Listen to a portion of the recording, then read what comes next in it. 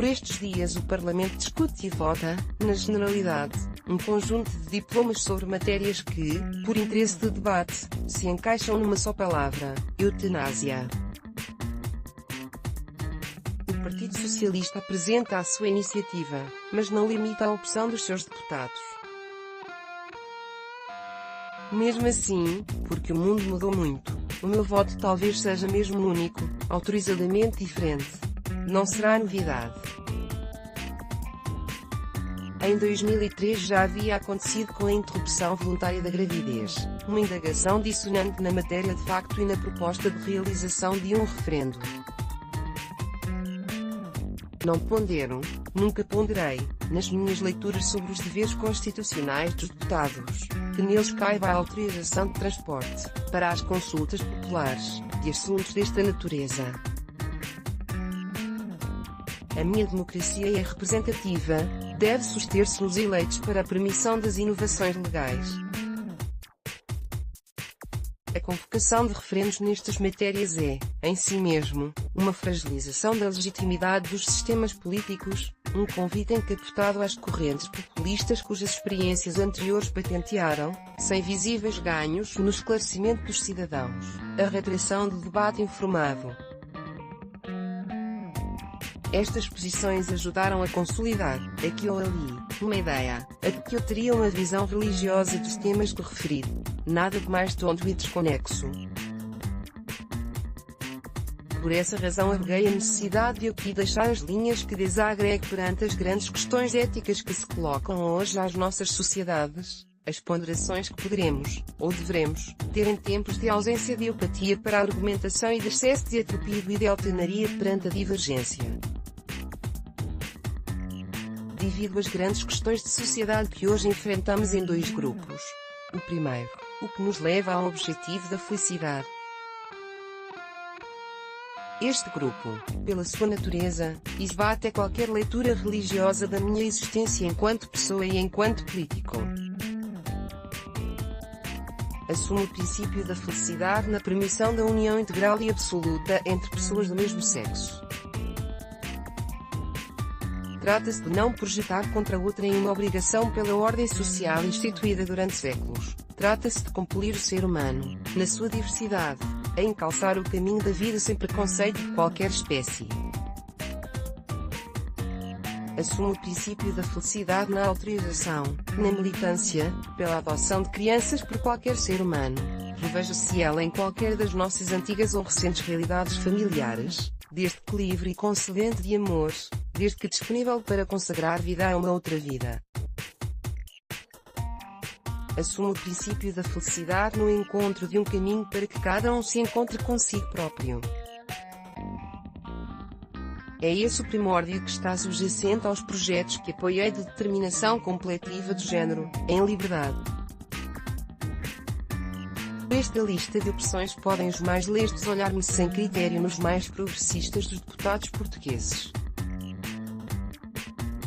Progressista não é adjetivo que rejeite, porque assim me considero, porque por ele milito em permanência. Aliás, é por esse lado que se inicia também o primeiro dos grandes argumentos pela vida, na minha observação de vida e felicidade como análogos societais.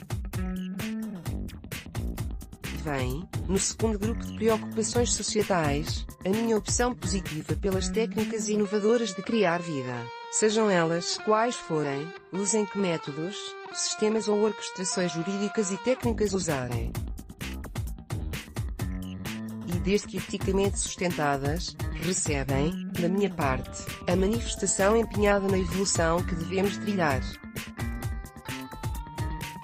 É exatamente por isso que lamento a posição do Tribunal Constitucional sobre a gestação de substituição, esquecendo a alegria de muitos casais que esperavam alcançar a sua plenitude.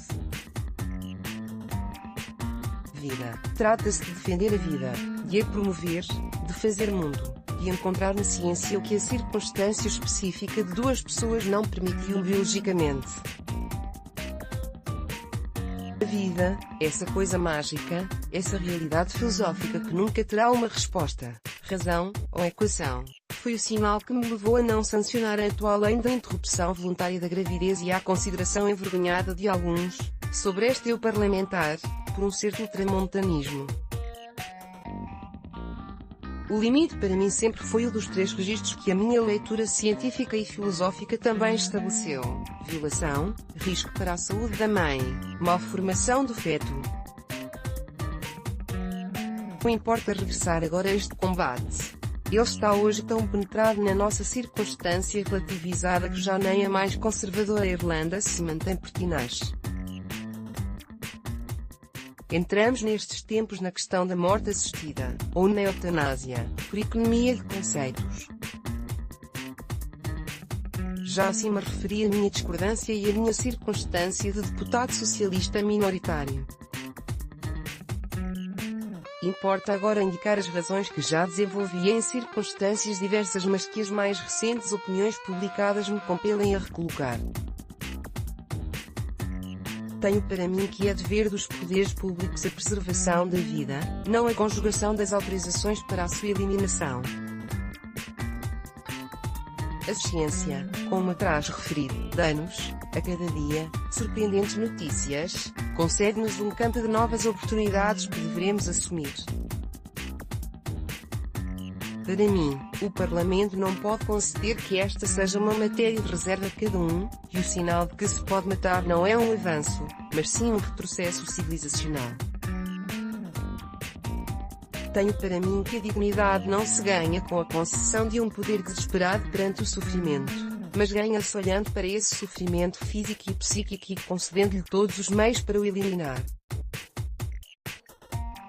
Tenho para mim que incumbe a todos nós um olhar sobre a responsabilidade para que a vida, toda a vida, seja digna.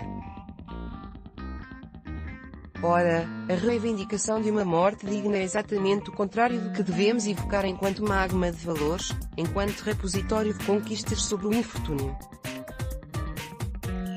Tenho para mim que o Estado deve apostar na vida o mais longa possível, na sua qualidade e valia, na determinação de políticas onde cada um, seja qual for a sua juventude, assuma um papel, se consagre num tempo de equilíbrio entre gerações.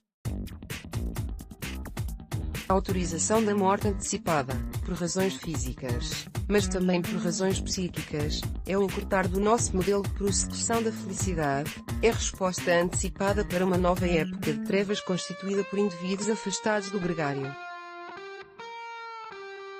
O desistir da vida começa num dia e em determinadas circunstâncias, mas nunca mais para, ampliando-se, em tempos ulteriores, as razões para dela nos desprendermos. Tenho para mim que enquanto comunidade deveremos olhar as fraquezas do regime legal do testamento vital, a sua difusão e a promoção da adesão indispensável, como também tenho o dever de exigir que se consagre, no SNS, a rede adequada de cuidados paliativos. Desistir da vida é desistir da ocupação coletiva de avançarmos na construção de uma comunidade vanguardista e em prol da humanidade. É deixar cada vez mais longe esse nirvana em que se nega a coisificação desta existência única. No meu partido, o Partido Socialista, a reivindicação permanente do humanismo, da sua relevância para o nosso ser coletivo. É nesse mesmo humanismo que eu penso militar. Não o proclamo a cada esquina, mas vivo-o. Não o dispenso só para ato distante dos amanhãs, mas ele permanece a cada elo do caminho. É exatamente por isso que não posso estar lá, não posso concordar com o trilho que me sugerem.